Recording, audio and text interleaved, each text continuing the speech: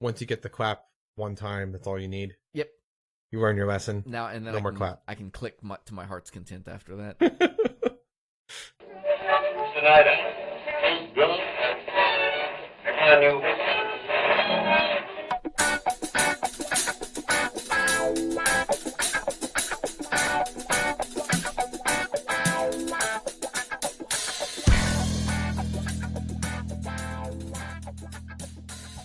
Well, rise and shine, everybody. You are listening to the Drunken UX Podcast, and we are kicking off Season 2 over here on, well, I don't know, in my office. I was going to say, out here in podcast land, whatever. I'm your host, Michael Feenan, and with me on the other microphone is your friend and mine, the late, great Aaron Hill.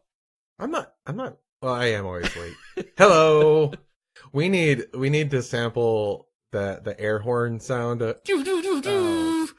at the beginning. Why do you hate me so much? We've worked so hard. I hear that a lot. To get so far into this show and become popular, and you just want to drive everybody away. Oh my lord! Maybe like a vuvuzela. I don't know. What? Venezuela. No, vuvuzela. That was the thing when at the Olympics the one year, everyone had one. They like whip it around in the air, and it sounds like droning bees. I hate to tell you this, but I'm wearing pants. I can't do that right now. It's a whole Look other it up. show. Vuvuzela. I'm not going to do that. Folks, if you want to follow along with us, all the places, be sure to check us out on Facebook or Twitter. We are at /DrunkenUX, on Instagram at /DrunkenUX Podcast, or you can hop into Slack with us and have a chat anytime, give us some thoughts, suggest a show topic or whatever the case may be. Go to drunkenux.com/Slack. You can track us down any of the ways that you feel like. Indeed. It's Drunken UX Podcast time. That means only one other thing. I bought a bottle of... So, okay, I have to backpedal here. The Tanqueray is like my favorite gin. It's like a family choice thing. And I always usually get the regular, run-of-the-mill Tanqueray green bottle stuff.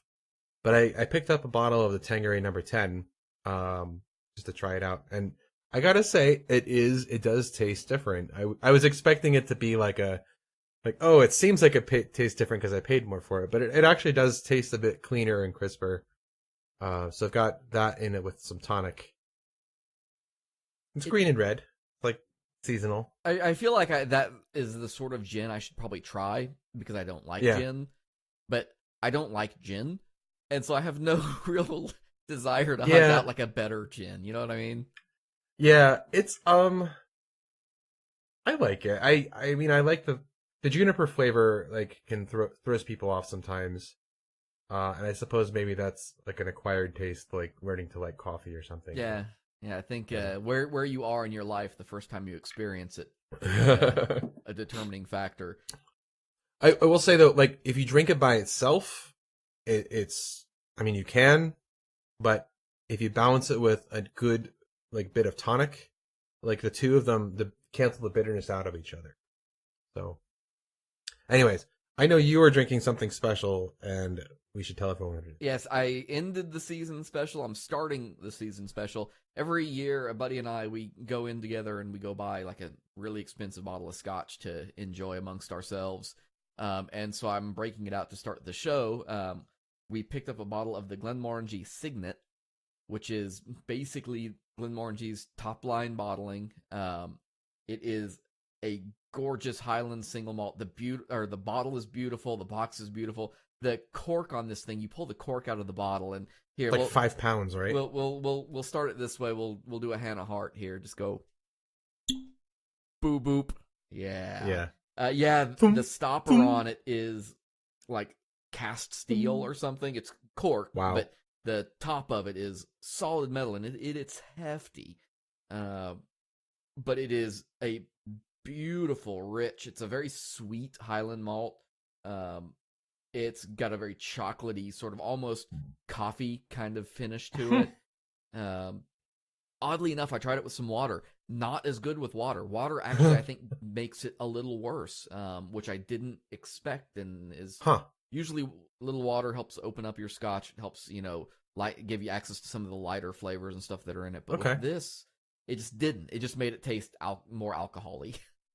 How do they get the richness? Is it like aged in like port barrels or something? Or so with Glenmorangie, they have a whole line. Like their normal bottling is a 10-year bottling. It's very good. It's very mellow. It's a nice, accessible Highland Scotch.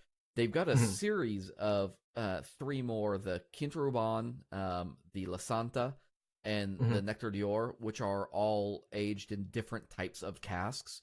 So the Quinta, I believe, is done in port casks. I always get Quinta and La Santa are port and sherry, and I can never remember which one is which off the top of my head. But imparting different, like that deep red wine, that sweet wine flavor. Nectar d'Or is aged in Sauterne. Sauterne? It's a wine word that I think it's French. I don't speak French. But it's a beautiful light. Whereas like the La Santa is a very strong, rich, in your face kind of flavor. The Nectar d'Or is this beautiful, delicate, sweet flavor. And so they use these different approaches. The Signet is like their top end, and it's a blend from two different whiskeys they do. And they use 2 different types of barley. And I don't, at this point, I'm reading for anybody at home. I don't know this off the top of my head. It's made from a single estate Cadbull variety and a malted chocolate barley. And I don't know what a Cadbull estate barley is. All I know is that when you put the 2 together, it makes fucking incredible Scotch. Excellent. The only thing that makes me sad about it is the kind of thing you enjoy a glass of, and then you put the bottle up for a while because it's not. I split the cost of this bottle, so. But I thought it was a beautiful way to kick off the show for the season, and I'll probably switch to something throughout the end of it. But that's where I'm at, because only the best for our listeners. Although I'm going to drink it on your behalf and smile the whole time. That's a nice looking color right there. It's beautiful. I don't think it's artificially colored. Yeah, no, that's like gorgeous. That's like a nice light brown. There are some like Dalmore, and I love Dalmore. Don't get me wrong. But like Dalmore actually darkens their Scotch. They color it. So and I think like Dalmore is one of them too, depending on where they're bottled and whatnot. They don't have to disclose that they color it. That seems like why would you? I don't know. It seems silly to because do. a beautiful dark Scotch just looks really nice, So, but it seems like if you're gonna have that color, that like you should earn it, like, or I don't know. It just seems. Welcome whatever. to marketing. Yeah. Oh, let's see here. Well, I want to talk about some stuff because we are kicking things off, and I think what better way to get back into the future than to start looking at the future. And if you run by the show notes, we'll have a link there to a video that's on a page, or maybe we'll just put the video there. How about we just do that? We'll just embed the video in the show notes. Yeah, we can do we that. build websites. Right? We know how to do that. Yeah. Well, they're embedding it. It's like a YouTube video, right? Yeah, it's a YouTube video. Yeah, so we'll totally just do the same thing. We'll save you a click. That. You're welcome. Like that Nielsen Norman Group. Yeah, it's so Nielsen Norman Group. Jacob Nielsen put out a video. It's just a little 2-minute video, so it's a quick watch. It's nothing like super crazy or in depth, and he's answering the question: will people be more tech savvy in 10 years? And I thought it's just a neat little question, and he goes into it very lightly, and the summary of it is basically no, they won't be. And I agreed, but I thought the rationale was interesting on it, and I thought that we could explain a little bit as to why that is, because it plays into UI, it plays into user experience design, it plays into human computer interaction. Right. All of this stuff that we're doing and building relies on understanding how people react to it, right? I disagree with him somewhat, but I want to hear your thoughts on this first. So my argument comes back to this idea of the Model T, and I tell this story, and actually I've even got it worked in a little bit later in the show. This idea that if cars never advanced, if all we did was drive Model Ts and all we had, then everybody would be a mechanic, because the understanding of that car would become a piece of our own culture that, is handed down, and there would be no secrets about it. There would be no myth, behind how the Model T works. That was kind of what happened with the Volkswagen, right? Like with the Beetle and the bus and the Rabbit and everything. Yeah. Those were built to be accessible and repairable by normal people. So, yeah. But the thing about it is that's not what happened, right? Cars advanced. They became more complicated. We discovered things like automatic transmissions and air conditioning and radios.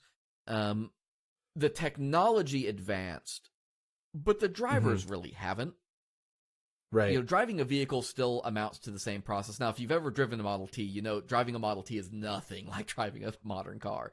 But yeah, it didn't take long for us, about 1927, 28 in there, we finally kind of fell into this modality of like gas or brake clutch gas.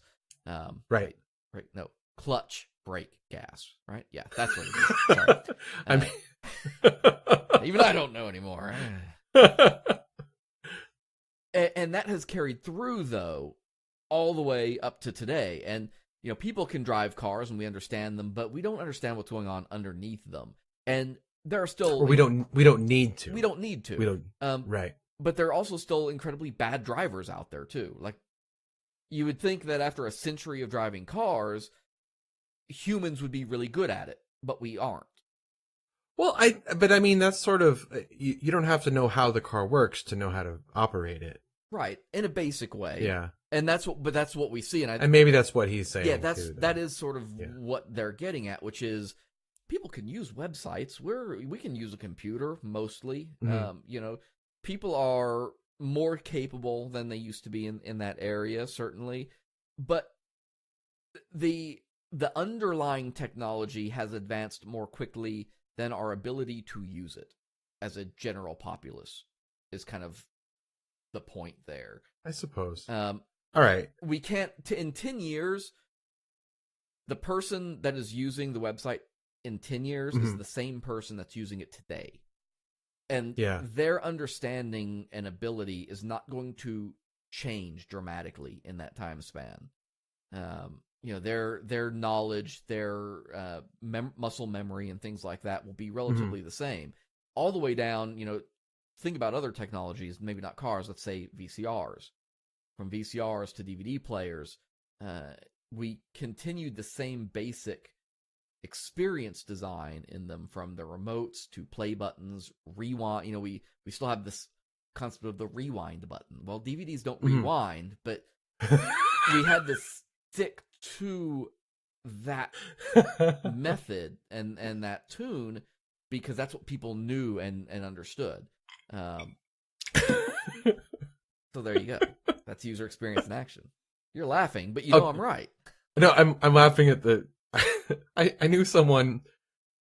Okay, I knew someone whose mom got a DVD player, and after having a VCR for a very long time, and the first time she rented a DVD from the local video rental place, she asked if you had to rewind the DVD. My friend told her yes, so she did. That's just mean. I know. That's why I'm laughing. Well, we broke Aaron, so that's at least we got that. All right, going so I'm gonna give you a counterpoint to that. So you disagree? I do agree with most of the things you just said, and I think that like the operator versus mechanic aspect is definitely a thing. However, okay, so 20 years ago, I was in college, and we had a 100 level class called PCs and Their Uses, which the first lesson in that was how to turn it on. So that was a 100 level college level class about how to turn on a computer. And then 10 years ago, we have YouTube. Like YouTube started existing, right? 2008, right? YouTube 2006, I believe. Okay. Well, roughly 2000. Yeah. So like 10 years ago, we have YouTube. And then now, like school curricula, like my son's middle school curriculum, they have a regular class that teaches the kids how to do code through the San Francisco coding program, which we mentioned in the previous episode or 2 episodes ago. And I think that learning some of the mechanics, to just extend that analogy, is becoming a little more widespread. And I think that we can make some more assumptions about our user base. Although I guess it also depends on what Jacob Nielsen, like what users, what demographics he's referring to. Because he was talking, in a very broad general sense. Okay. Well, in 10 years, kids who are 8 years old right now are going to be adults. They'll be 18. They'll be going into college. And I guarantee that, well, I can't guarantee, but I have a very strong suspicion that those kids in 10 years from now will have far more tech savviness than they do, now or 10 years ago or 20 years ago. I mean, partly because the ability to transfer knowledge is so much faster and easier and more accessible. You have Khan Academy, you have YouTube, you have all these different online e-learning courses that middle schoolers and high schoolers can go and access on their own for free. And so, like, the ability to learn stuff about tech and about what is going on under the hood, so to speak, is going to be a lot easier. I think, though, like what he's arguing is not so much that, the world in 10 years won't have some radical differences, because I agree. I think, everything you say is right, that kids are learning things at different times, in different ways than what you and I certainly did and whatnot. But that world is not going to be radically different. And the way in which that is accomplished won't be. Because... Won't it? 10 years from now? I mean, like, 10 years from now, think about it. We already have the capability to do VR using Oculus Rift and the Vive, right? Yeah. And the other one. I have PSVR now. I got it for Christmas. Nice. I gave it to my wife for Christmas. I happen to have used it a lot. Oops. Well, like, so, like, these are already, like, consumer level electronics. In 10 years, I imagine it will be like what smartphones are now, where it's just sort of something that, or like what flat screen TVs are. It just becomes more ubiquitous. And so the way we interface with computers might be completely different. I don't know that. I guess maybe I'm circling back to what your conclusion you had was that maybe the tech savviness is irrelevant. Like, do we need to design things any differently? Right. Here's I think maybe the perfect analogy, because it's one that goes back, I don't know, 50 years? Mm-hmm. The keyboard. Mm. We've had the ability to not have keyboards for a decade and a half. Mm-hmm. Laser project something onto a flat surface. Voice interaction, voice to text. There are, or if nothing else, better keyboard designs. And yet, by and large, the keyboard has never changed. We're still using QWERTY. Yeah, I mean, everything, mine is a little curved with a cutout in the middle, and they got rid of the cord, but it's still keyboard. Right. And I think that's, there's this grounded nature, and in terms of learning and things like that. And I had a fun with a talk on this several years back about, the way people learn, and how it applied to online education at universities. And the thing is, technology doesn't change the way people learn. It changes how they can learn and what they can learn. But the way in which we learn as a species doesn't flex with that. And there is certainly a top... Like, yes, we can get access to all of the stuff on YouTube and Wikipedia and all of these, and Khan Academy and all these places. Right. But there is an upper limit to how much you can consume and process and retain. That has no bearing on technology at all. And I think that's where this idea of, in the end, our tech savviness does have an upper threshold a little bit, because we can't go out and completely revolutionize things in 10 years. Because the people, you have to cycle out generations for that to actually happen. Yeah. I think that we definitely saw a huge acceleration in tech savviness between 1998 and 2008, for example. computer literacy in general became a lot more prevalent because the internet became more prevalent and because there was more of a reason for people to want to learn how to use it. And I think the same thing in the last 10 years too. And think about how part of that happened too. Like think about early iOS design and the way it was influenced by skeuomorphism. Right. And part of the way it succeeded was by making its UI translate what we knew in the analog. Honestly, like flipping this on its head, I think that if we as developers and designers are really like doing our job and pushing the envelope on this, I think that users should become less tech savvy in 10 years. Because they're well, they should have, in the same way that, going back to the Volkswagen analogy, in the 60s, people, there was a reason to learn how to fix your own carburetor or like take care of minor issues with your, oil changing and small spark plug changes and all that other stuff. But you don't have to do that anymore. Because the cars are more resilient and, well, also more complicated, but we just don't have to do it. Yeah, but when they fail, we know less about mechanics. They fail spectacularly. Oh yeah. And look at Tesla. Tesla is a good example of that, right? That they literally explode. By and large, they're super great. They do a ton of stuff. Yeah. Their driver autopilot stuff is incredibly good. But boy, when it fails, it fails. That kind of thing. So you let us know what you think. What do you think tech savviness will look like in 10 years? I'd be interested to hear. I love this sort of future think stuff and, predicting what things will be like, because, the more they change, the more they stay the same. And I think we're always surprised sometimes in how much Star Trek we have and yet how little of it we have all at the same time. You mentioned Star Trek, like how, if you look at the bridge there, how many of those people do you think would know how to fix the holodeck if something went wrong? Just pretty much the engineering team, right? Like everyone else is going to be like, Barkley could do it. LaForge, of course. Data. Wes, I think Wes could pull it off. Maybe. Yeah. Will. Because reasons. Anyway, so today's topic, kicking off the season, speaking of looking ahead to an extent, we want to tackle the question, and we are not the first to get here, we won't be the last, but it's a fun conversation nonetheless, of should you be taking the time to learn jQuery? And I think this is, it's a take on the, the X is dead, long live X type story. And we all hate it.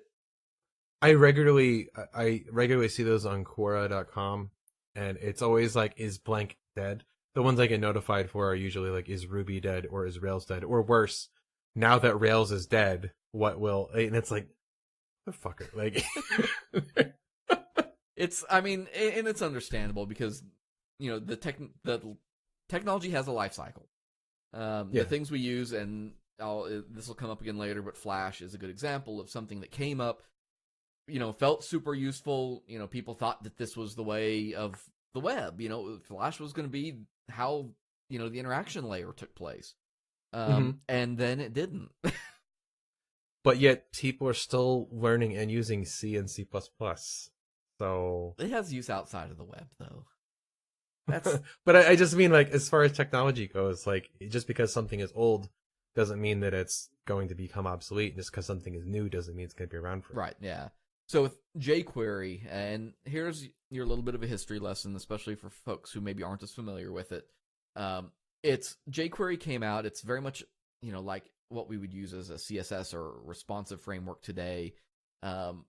These JavaScript libraries, they were this way to take and abstract and simplify techniques that we used in JavaScript to help.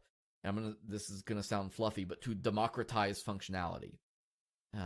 jQuery was sort of the start of this idea of, let's take this mysterious thing called JavaScript and make it easy and make it do a lot of stuff for people. And it was really, I think it was one of the first big ones. Now, they may have gotten beaten to the punch by some of them, but they definitely got the gas, so to speak. Yeah. And so they took and combined all of these things in the one place. Kind of like the way a library does. So with now, all of a sudden, you could go include one file, and with this one thing, you could do everything from episode number 1, season 2, and I already can't talk. DOM manipulation, you could do Ajax, you could do animations, you could do interactions, you could do all of this stuff, and you only needed one thing to do it. You weren't including a different file for everything. It was one deal that you could go get and download that was kept up to date. And that was a full 12 years ago now. Not old enough to vote, so it's getting there. The same year as YouTube then. I think so, yeah. I didn't realize they were contemporary. That's interesting. Everything happened in 2006. Clearly. Just everything.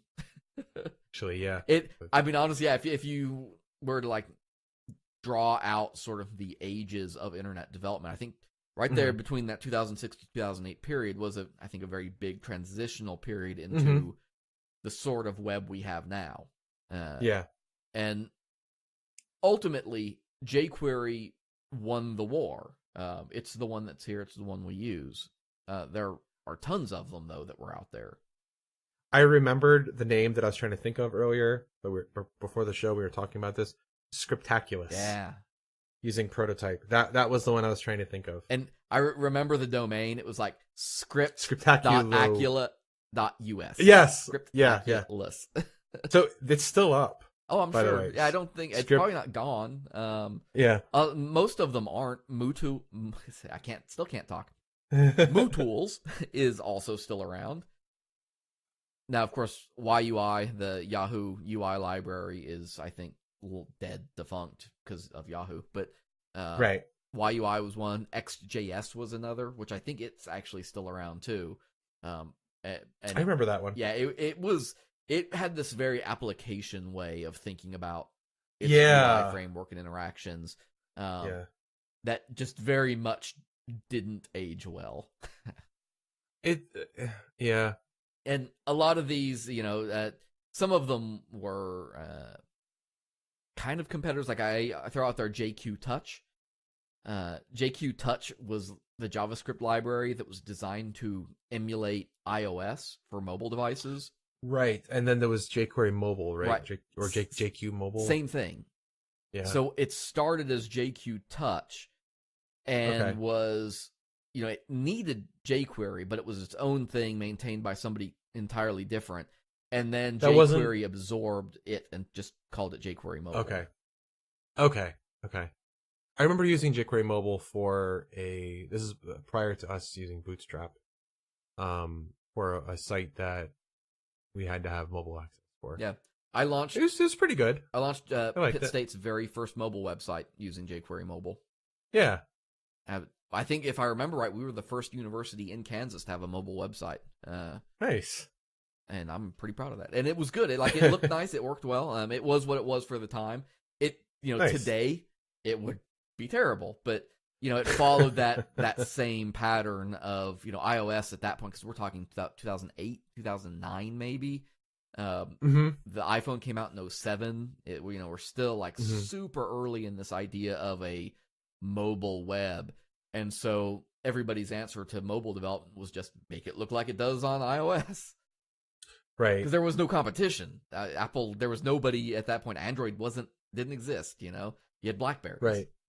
Are they still around?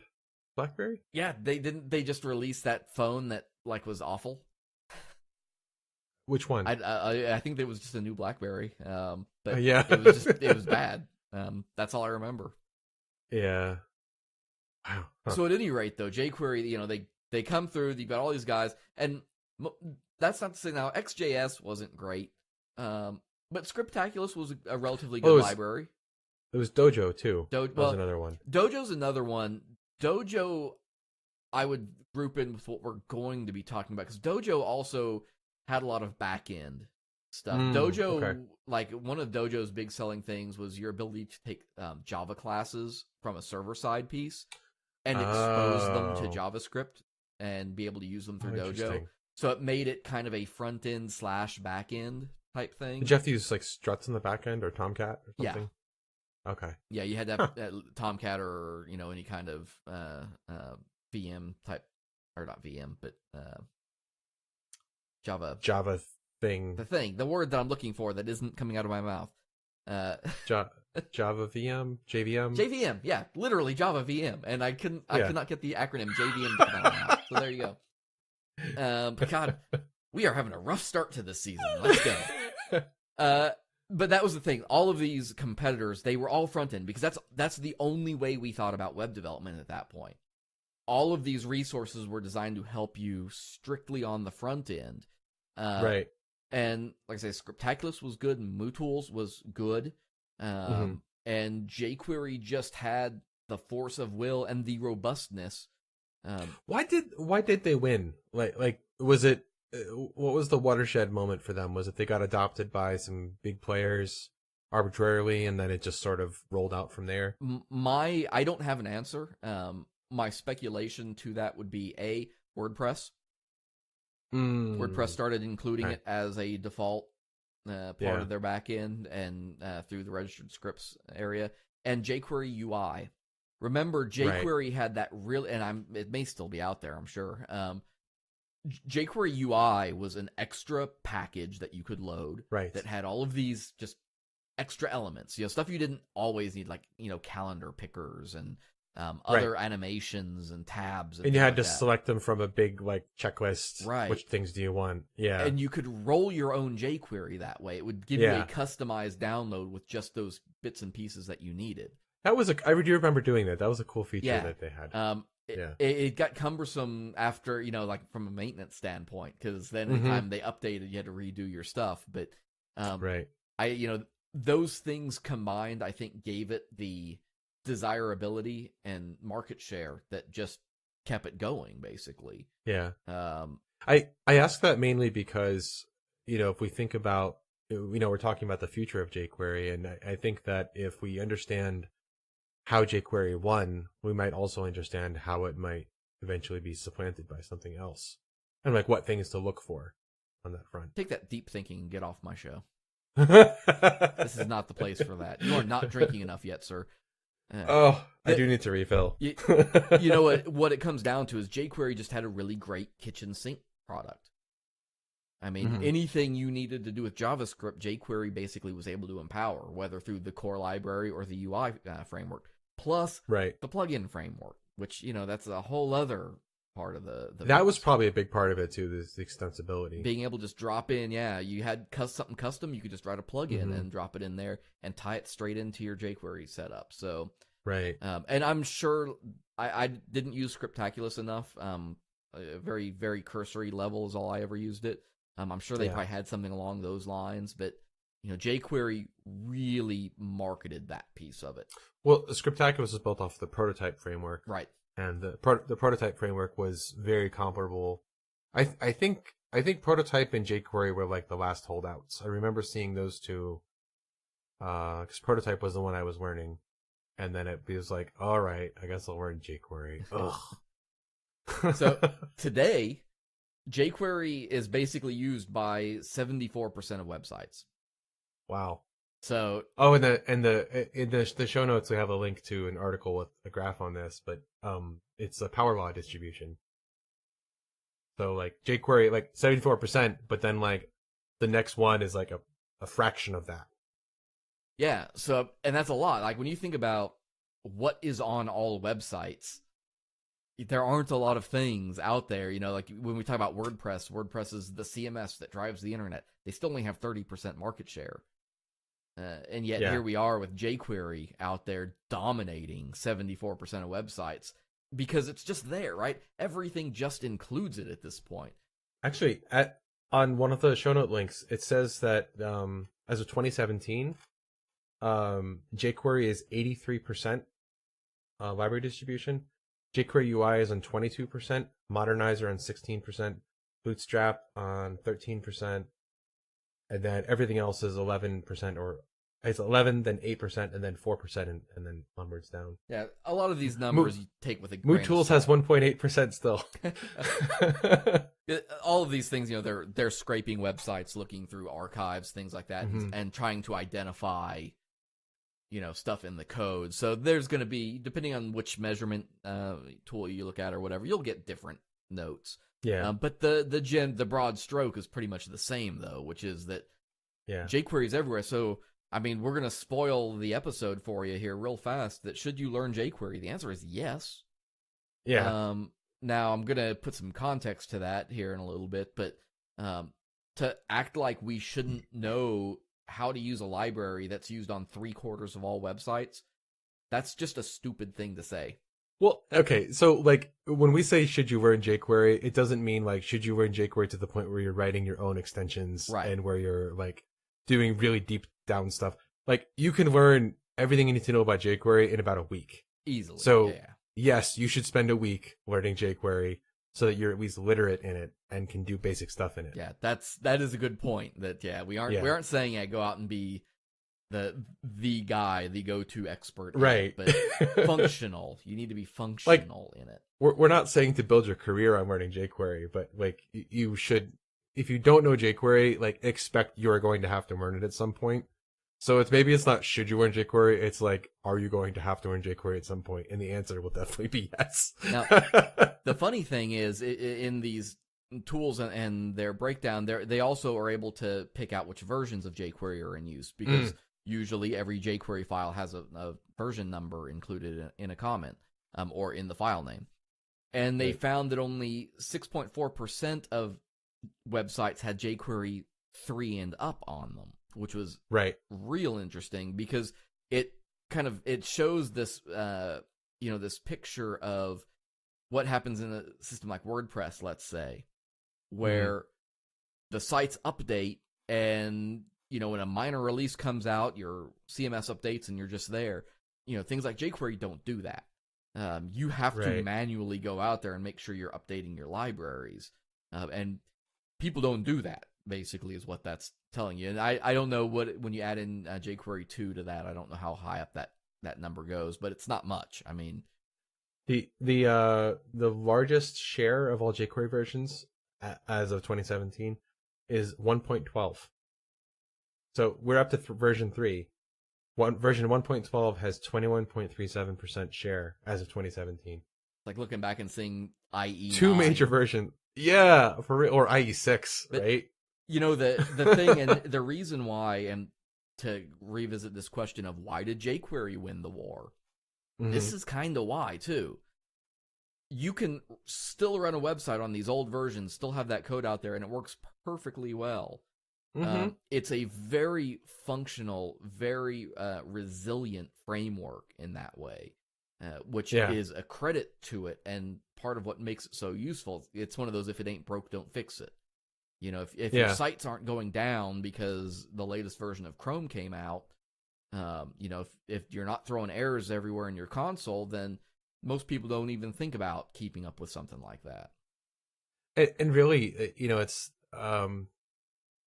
there's not a whole lot of, I don't want to say there's not innovation happening, but there isn't a lot of need to add new stuff if you're not already using it, right? Right. And if the one of the developers from jQuery has even said that in the newer versions, most of what they do is remove stuff. So they're taking things out, not adding new things. And so if you have a version that works for you and it doesn't cause you any problems, and there isn't a whole lot of security threat potential there because it's all front end, like why would you need to upgrade it all? I mean, your biggest threat ultimately can come in the area of, if you load it over a CDN, for instance. Yeah. And somebody happens to be able to poison the CDN or something like that. That's ultimately one of the biggest threats to not updating that kind of stuff. It is a very, and I don't want anybody to take that as advice to not worry about updating, because obviously that's terrible advice. But there is a certain resiliency there that you can get away with a whole lot more, and it's just doesn't create the same kinds of, the threat model is very different by not updating in those cases. And most of it, like you just said, is about efficiency. It's about refactoring, things like that. Then, and even I was sitting here trying to think of what was the last big thing jQuery took out, and I honestly can't tell you. because I'm not a changelog hound for it, so I'm not like there reading every single thing. I'm willing to bet that the majority of the reason people, like, if people are using 1.12, you had Ajax and you had like basic UI effects, and those haven't changed much. So if that's all you needed it for, especially if all you needed it for is like basic Ajax stuff, jQuery is a nice wrapper for that. And I mean, it's just, if it's working for you, why change? Well, and you mentioned the power law distribution of just sites using jQuery. Mm-hmm. I bet, if you could look at that in terms of how they were using it, I think you would see something similar in that most sites are probably using it for a slideshow. Right.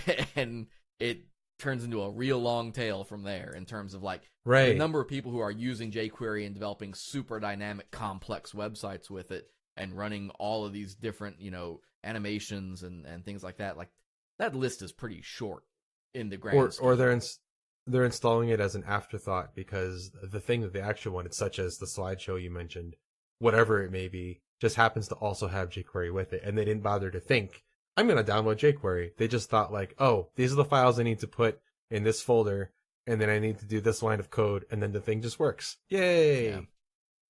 Now, part of the reason why I think this discussion has changed and is I think we're seeing it more anyway, with and whether that's you go to Quora or whatever, you're watching Twitter, these places, this idea that the war itself has changed. jQuery was originally in this war with other front-end frameworks. These were front-end frameworks that were trying to do the same things in most cases. Mm-hmm. They filled the same, we had this discussion before, niche? Is that the one I should say? Niche. Niche? Nietzsche. I'm going to say, Nietzsche. I'm going to take a page from your book. I'm just going to call it Niche. Nice. And that's just the way, I mean, my own pronunciation. Oh, that is now how I too will also pronounce it. Good. It will now be nice forever. Now jQuery is facing this pushback from the new frameworks.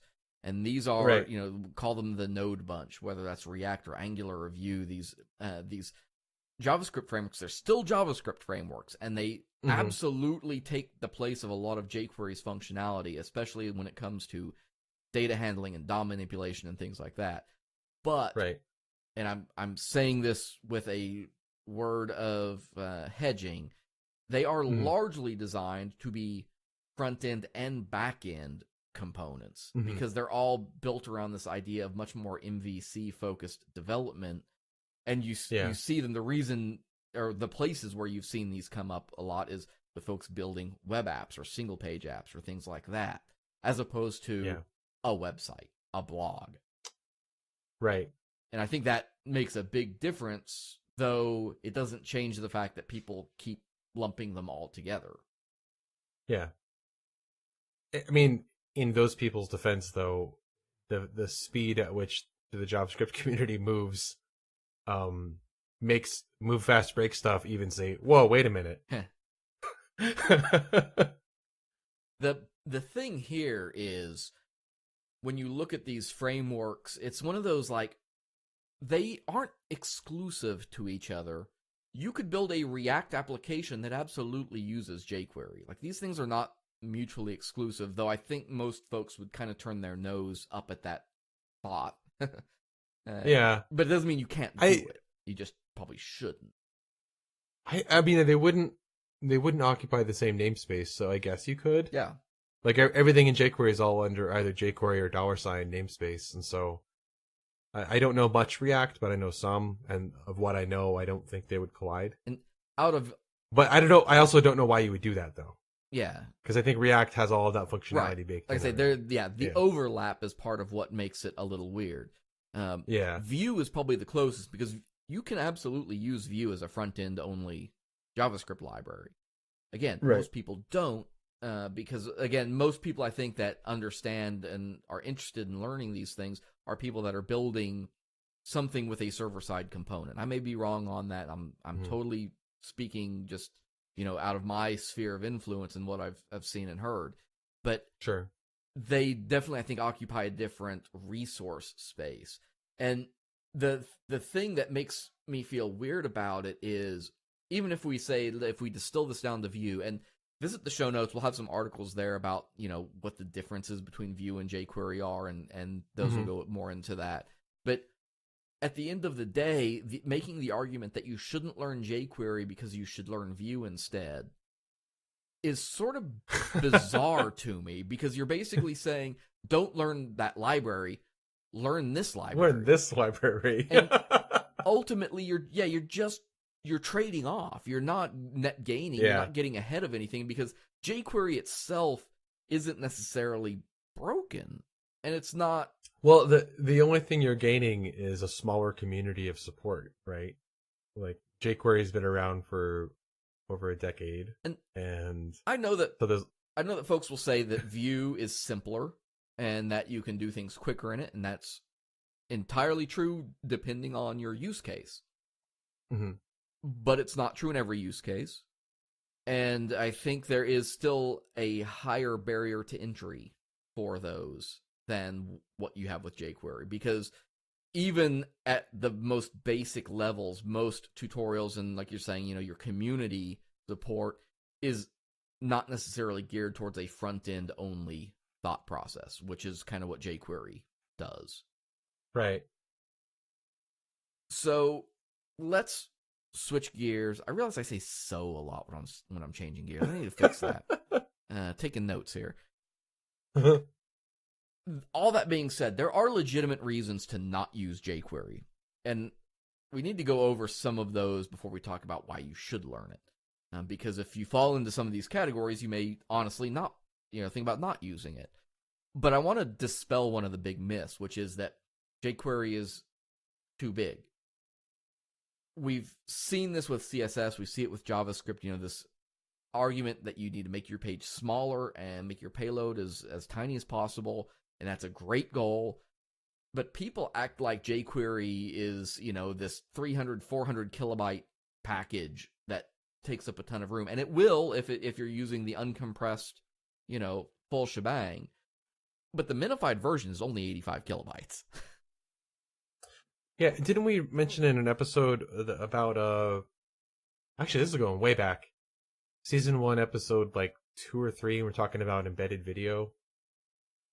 And then about how the average size of the average website is hundreds of kilobytes.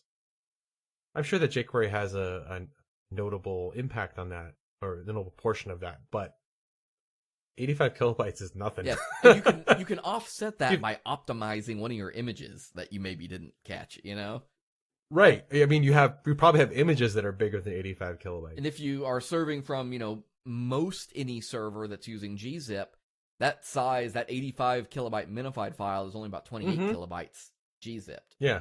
So jQuery, there are reasons to not use jQuery, but arguing that it's a space issue, I don't think is valid. Yeah. Unless you are in some situation where you really are trying to run as absolutely lean as humanly possible. If that's a situation though, then you should be writing completely rolling your own JavaScript. Right, absolutely. Yeah. If you're trading that off for Vue, then, because here's the thing. If you want to use Vue, go for it. Same size. Yeah. Actually, I mean, I think if you are of the presence of mind to realize I need this to be running as lean as possible with a small load time as possible, you probably already know whether or not you should be using jQuery. Right. Yeah.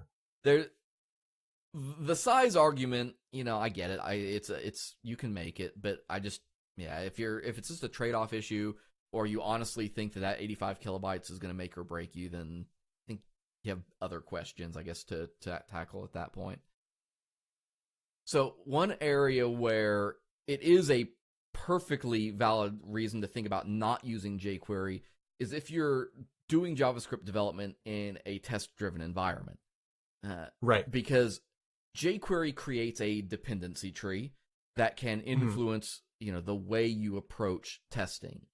So, true. For instance, right now, I've sort of been embracing Cypress. It's very straightforward. Okay. It's very easy. It does client level integration testing. So, it's literally testing the way things are being put out to the user. And that works pretty seamlessly because it's working through the browser, and so you're getting you're getting that same level of experience at that point. Is Cypress similar to like Selenium or one of those? Yes.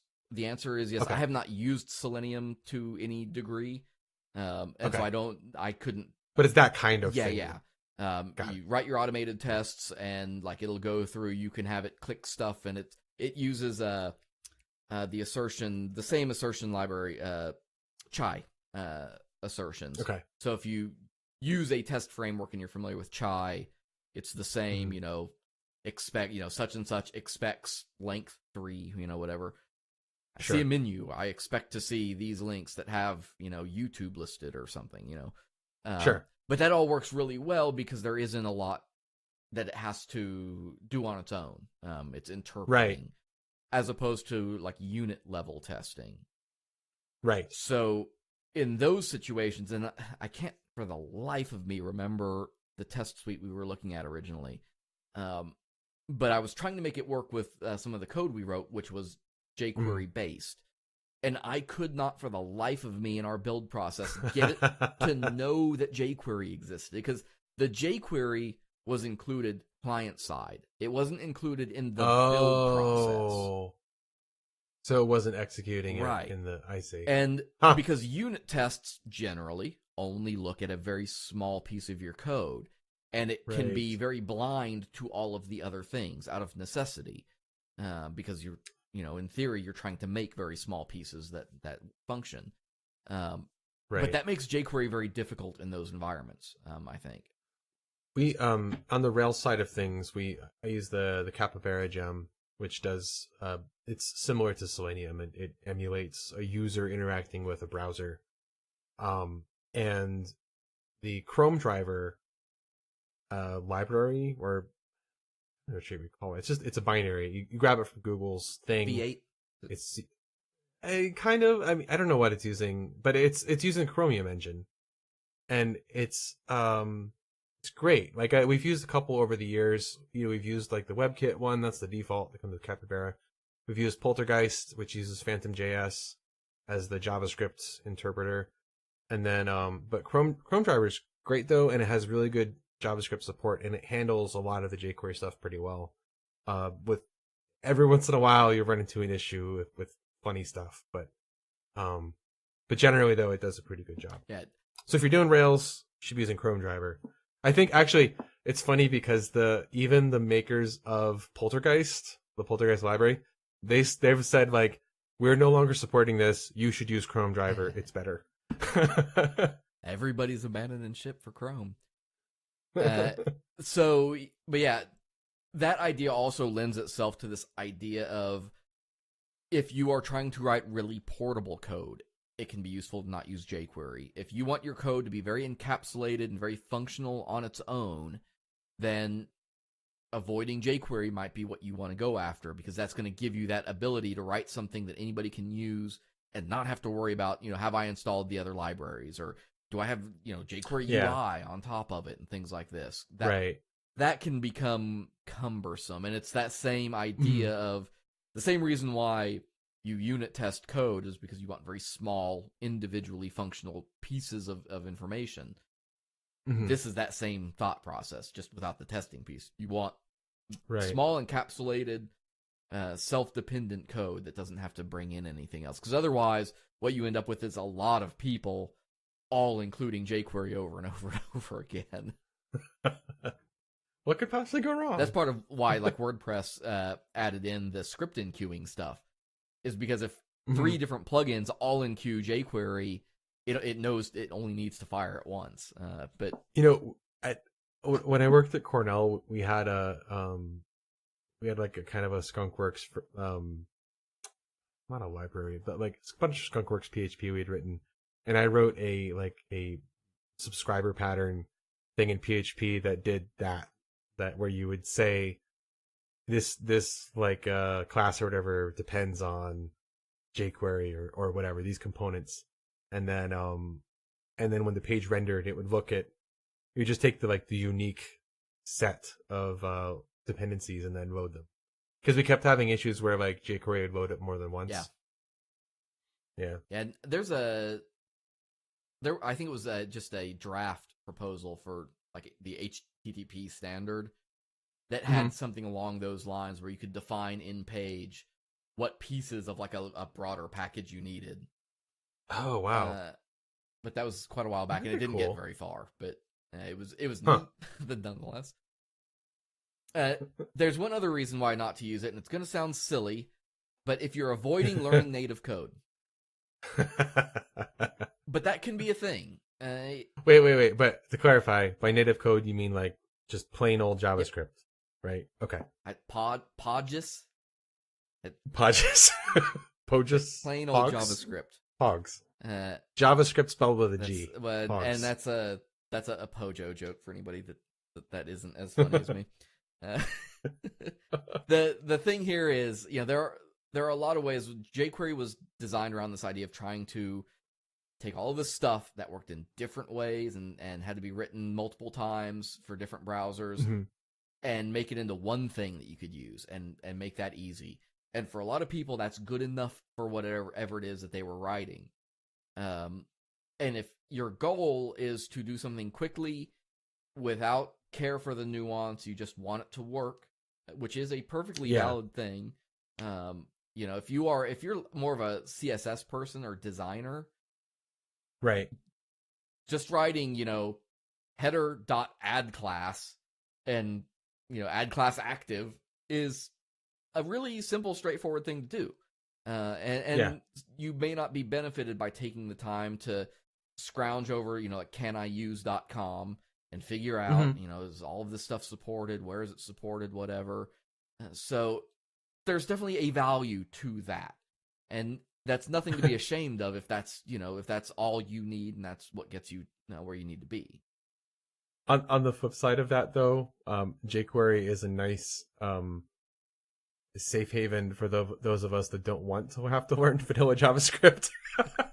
There's in the show notes, I'm putting a link to a lightning talk called WAT, W-A-T, that has he starts off talking about Ruby, but he goes into talking about a bunch of really funny, weird oddities in JavaScript. So it's like 5 minutes long. It's totally worth the watch.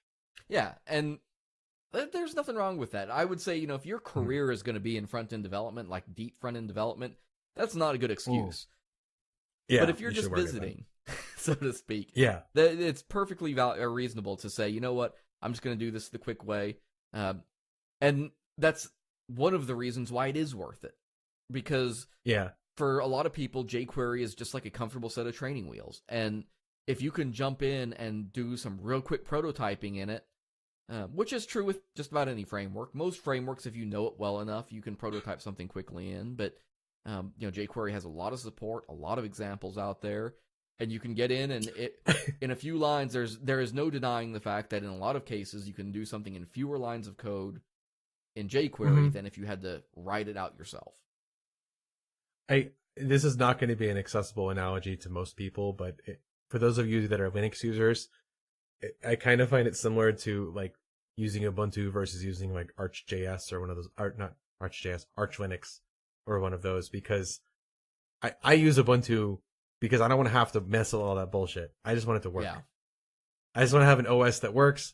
I don't have to think about it. I just want to do the thing on other stuff and not mess with operating system. You have to roll your own operating system. Right. Arch Linux is way more powerful. I don't dispute that. But you also have to fuck with the operating system bullshit that I am not interested in. Tell us how you really feel. So if you have the time for it, like, you do you, boo. But I'm not there for it. Well, and that goes a long way too. You can't sometimes just jump into the deep end. And jQuery can be that way of just introducing simple concepts to a user to get them used to different syntaxes. Understand what a callback is and how it works and what it does, what it takes as arguments and things like that. And you can ease into some of that. Did they have the callbacks and like the promise thing in jQuery 1.2? I thought that was a relatively recent version number wise. I couldn't tell you for sure. Okay. Yeah, that's one of those things that gets too detailed for my old brain. I think the callbacks was version 2, and I think promises were in version. And for Maybe. folks that don't know, like a promise is basically part of a code that tells another part of the code whether or not something happened. Yeah. So that it knows, to expect something. For asynchronous. Right. That's the phrase I was trying to dig out of my brain. Is that also a closure? I always get that. No, closure is a library, isn't it? Or no, it's a language. No. Is it the closure is like? Oh, the closure is like a block of code that you pass it. I'm trying to be funny. There's names. It's I messed up my own joke though. 'Cause closure is an actual language. It's not a library. Oh, Michael. I've been out of college too long. Yeah, I know, right? So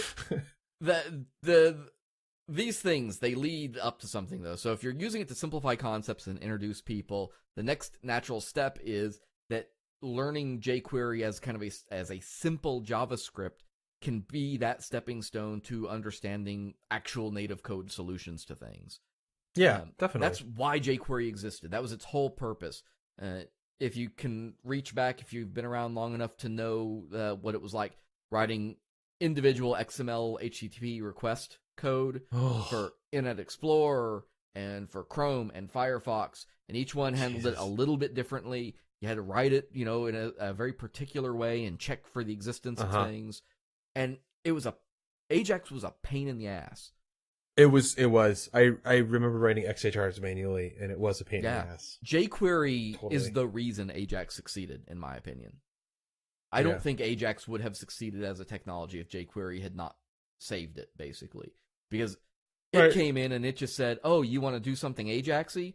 Then just use the Ajax method and give us an endpoint and the data. And we'll handle all that different stuff. Oh, man. We'll figure out which browser it is, which syntax it needs.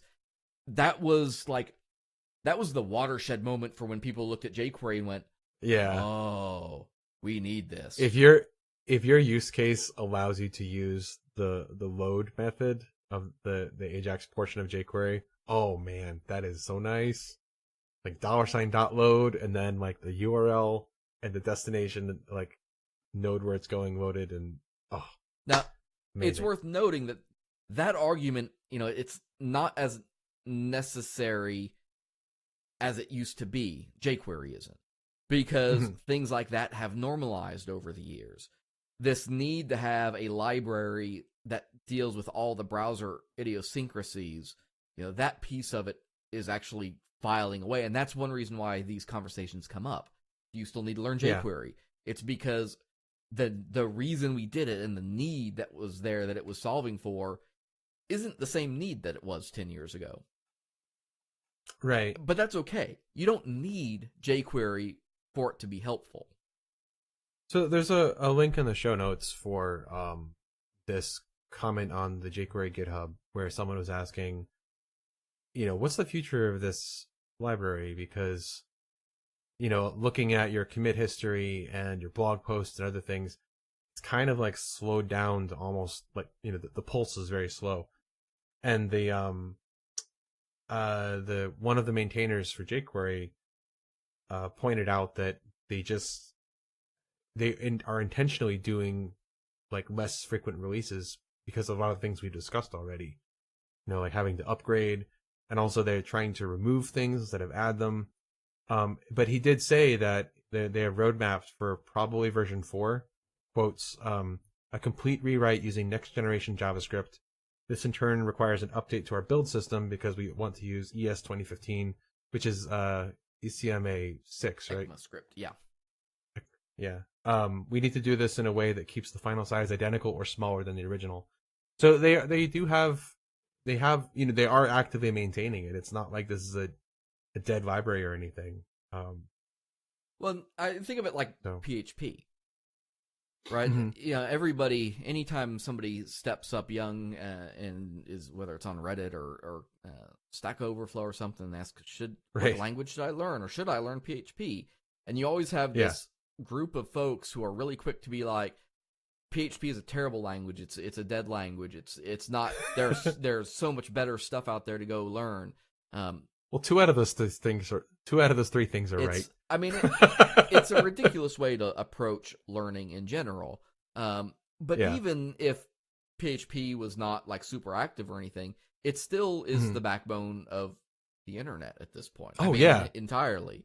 And like you were saying, and we'll revisit this in a second, but this idea that you don't have to become an expert in it to have it be worth learning. You can learn it at a functional level and be fine. And that's I've seen that with PHP so many times. Folks saying you're wasting your time learning PHP. You know what? People said you were wasting your time learning Java 10 years ago, and guess where Java is today?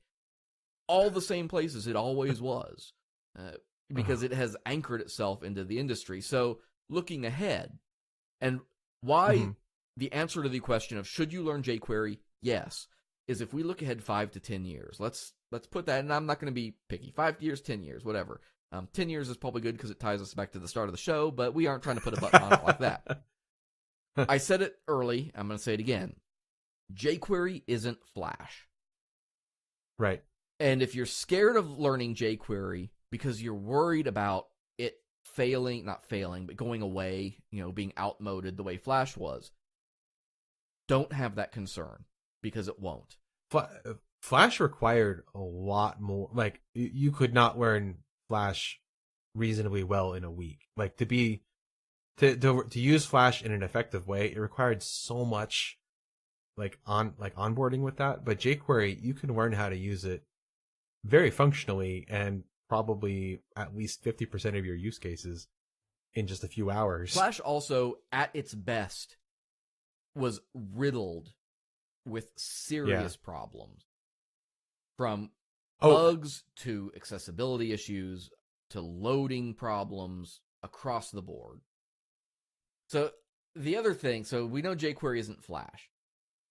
And if anybody wants to go deeper into that subject, I'm always happy to. I consider them very different technologies, and I think Flash failed for reasons that are unique to it, that don't apply to jQuery. That was a funnier joke than I intended it to be. Go me. There's a lot. A lot to unpack. There's a lot bundled into that statement. The other side of this is what the backbone that we're talking about is JavaScript, right? All of this, at the end of the day, it all comes back to just JavaScript. jQuery is just JavaScript. It's just JavaScript that has been written in a smart way, basically. But what has happened is JavaScript is based on the ECMAScript standard, which has improved every year, and people hear this thrown around. And it's confusing, and it doesn't always make sense. As Aaron had just mentioned, if jQuery 4 moves ahead, they want to base it on what's called ES6.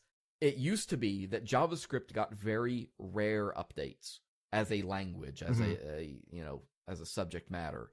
So what we had throughout all of the 2000s, basically, was the same JavaScript that we always had. In 2009, there was a huge update to JavaScript, and that was when we started this idea of... 2009 was the last, relatively normal update to JavaScript. Big one. It was in 2015, hence the name, ES 2015, that they came out with this huge update to JavaScript, included... Oh, that was ES6, right? ES 2015, ES6. We're same thing, just different for whatever. Because it was easier, right? Right. They version ECMAScript is a versioned language like anything else, and we'd been on ES5 up to that point. And keep in mind, ES5 was what was available when jQuery came out. Right. So in 2015, by that point, jQuery's been out forever. And now ECMAScript comes out and says, oh, and by the way, here is a dump truck of new stuff you can start using now.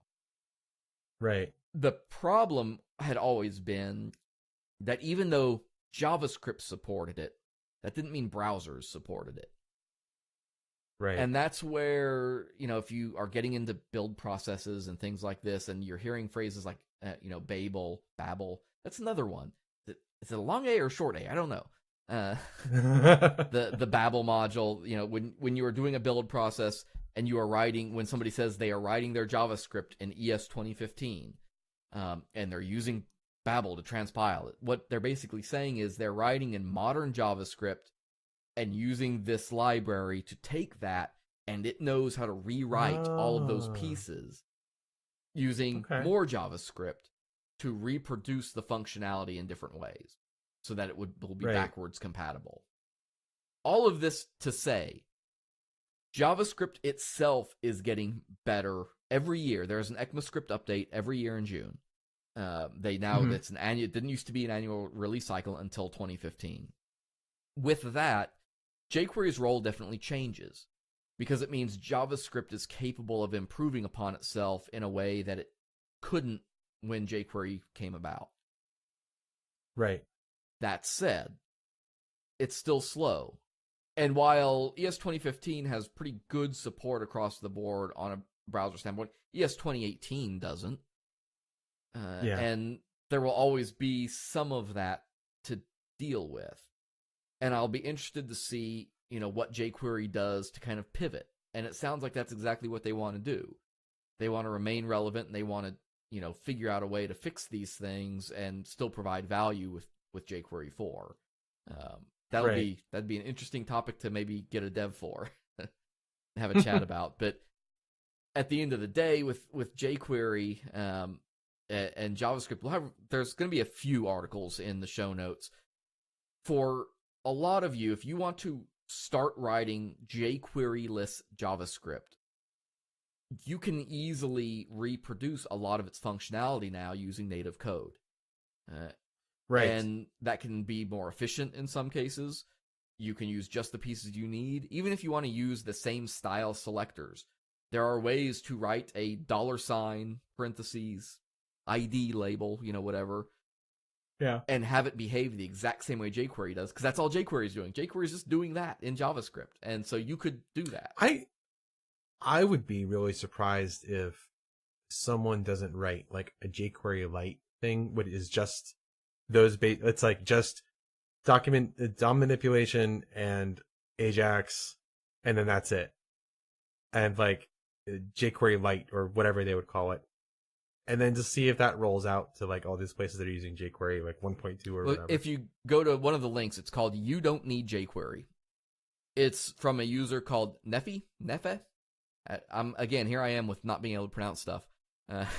But he's got all of these things that jQuery does, and they're native JavaScript analogs. And so you could take all of his code and just, package it together and use the pieces you want. And that's basically what you would have is a JavaScript or jQuery Lite. Yeah. What we're going to need to do, cool. And this is maybe more of a 5-year watch rather than a 10-year, is paying attention to what big players are doing. Because the big news this past year was that GitHub announced that they had completely removed jQuery from their code base. Yeah, that's amazing. That was a big move on their part. Yeah. And they'd been working towards it for a long time. They weren't trying to like turn the light switch off. They had been over time, chewing it away and taking it out as they improved stuff. They're Rails based. Yeah. What are they using for their front end then? Native code. I think everything is native code for. Okay. I don't think they're using no library at this point. And because there's an article in the show notes that is from the engineering blog at GitHub, and they go into all of this, like how they kind of strategically approach that, because that's a big undertaking. To say you're going to remove all dependency on a library. That's another reason why jQuery has held on so well, is because it's part of a lot of places' infrastructure. And I mean, if anyone was going to do that, though, like GitHub is not surprising. Oh, sure, yeah. Yeah. And they go into depth, like how they approached it, why they did it, what value they're getting out of it. And a lot of it comes back to some of the stuff we've talked about, things like, test-driven development and portable code and things like that, but also storytelling in code. Being able to Mhm. look at code and understand what it's doing without a bunch of comments and things like that. Mhm. One of jQuery's strengths is also its weakness, in that by abstracting a lot of stuff away, Yeah. you remove context of what's happening. That's a good point. And yeah, it's, if you're the only person working on something, that's fine. But if you're working on a team and people come and go or anything like that, it definitely changes the vernacular that you need to use when you're writing.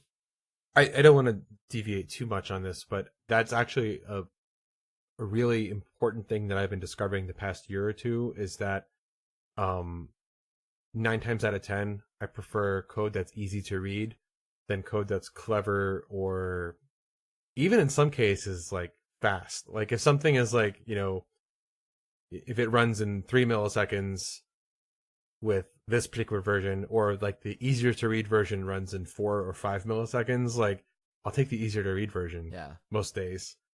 Because, like if you have to maintain that, you're talking about saving hours of time if something is easier to understand overall. Right.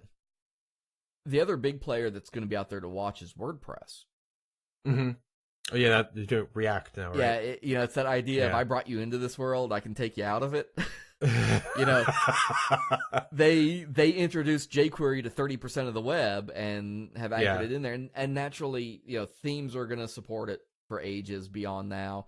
Sure. WordPress isn't going to take it out of like the registered scripts or anything, but they could remove, just like GitHub has, they could remove all the dependencies in their framework now that they are moving towards React. It wouldn't be a bad idea for them to. Oh, yeah, I don't think it would be. That would move more of the stuff in-house. Yeah. And create less. I think that would be smart on their part. Well, and we were saying earlier, like, this idea of you can mix and match jQuery and React. That's a thing you can do, but most people wouldn't recommend it.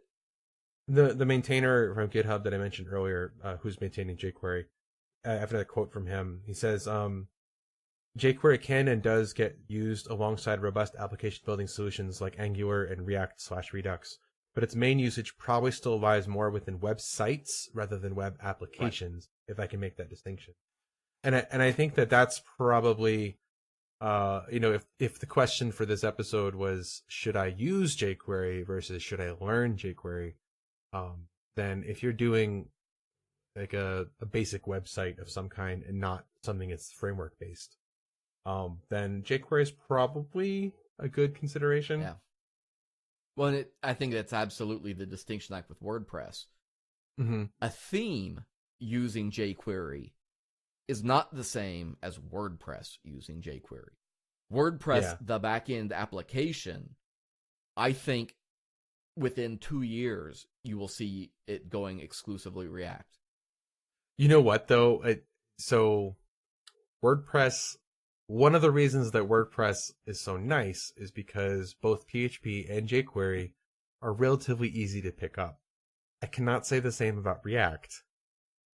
React is not as easy to pick up as PHP and jQuery are. Oh yeah, no, it's. I'm saying this as someone who's trying to pick up React. Yeah, it's a different learning curve. It very much is. Yeah. And because it takes that idea of what is JavaScript and turns it a little bit on its head, because it's using TypeScript and this other stuff that is a variation of ECMA standard. It's a lot more pieces involved. Yeah, the JavaScript landscape, like when you start, if you want to have a fight with somebody about, why JavaScript is a messy language, there are a lot of perfectly valid cases you can bring up there. I think it would be likening, saying like learning PHP versus learning WordPress. Like you can learn serviceable PHP very quickly. Learning WordPress is going to take a little bit more time, in the same way that like you can learn JavaScript and by extension jQuery quickly, but learning React is going to take a lot more time just because you have to see more of the picture in order to actually use it. Yeah. Well, there's a clock counting down on it. Yeah. I mean, the reality is jQuery, I think, does have a lifespan, like any technology does. Sure. And a lot of it's going to come down to exactly what you were just saying with React. React is a denser language. It's got a sharper learning curve. And the way we approach training new developers moving forward is going to say a lot about how quickly that clock counts down for jQuery. Because as of right now, there's a lot of safety sort of in that world. But you know what though? Even if all the maintainers on jQuery decided, you know what, we're done, we're not going to maintain this anymore, and no one else decided to pick up the mantle, you can still use it. Like, Oh yeah, it still works, and it will probably still work 5 years from now. If, as long as you don't need anything too modern and complicated, like, it's probably fine. the final thought that I'll throw out there is simply what we've been stressing, which is, at the end of the day, should you learn jQuery? Absolutely. Because at some point, you're going to have a project or a tool or an application or something that you need to maintain. And that something was going to be written by somebody else who used jQuery. And stepping back from that even, you're a web developer. Get used to it. You're going to have to learn a shit ton of languages and about all kinds of different things, and you're going to have to learn them to different levels of depth. So, yes, this should be something that's in your repertoire, whether or not you use it all the time. Yeah. With that, sit back, take a second. We're going to take a break, and we're going to wrap things up.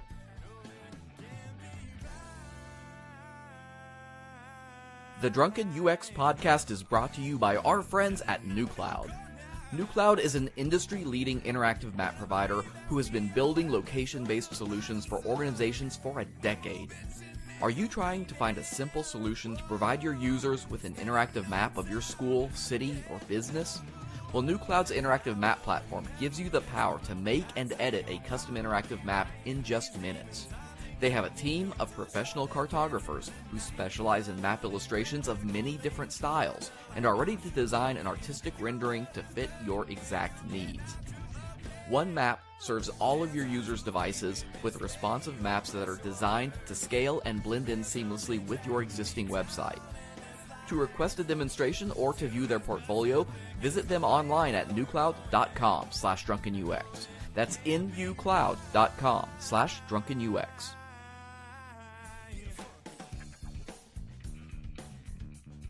Folks, thanks for listening to the Drunken UX Podcast. It's season 2, baby! Season 2! We've already lined up the first 3 months of shows, and we're going to be I had no idea we would be making a season 2 episode when we decided to do this a year ago. That's his way of saying that he wants to quit, and I'm not going to let him. What? If anybody wants to apply for a co-host position, just email us at host@drunkenux.com. Folks, we got some exciting stuff coming up. We've got some new show concepts that we're going to be doing. We've got new topics that are going to be on the way, and all the things, all the special stuff. We're going to have fun with it. Got new episodes of Real-Time Overview coming out with a new format. Build Process will be coming out in the middle of the month, as always, and all of those things. So we're happy that you stuck around. We hope you have fun with us. And if you have anything, I guess, let us know, right? Yeah, connect with us on your favorite social platforms, be it Facebook or Twitter. You can find us at Drunken UX, or you can find us at drunkenux.com/Slack.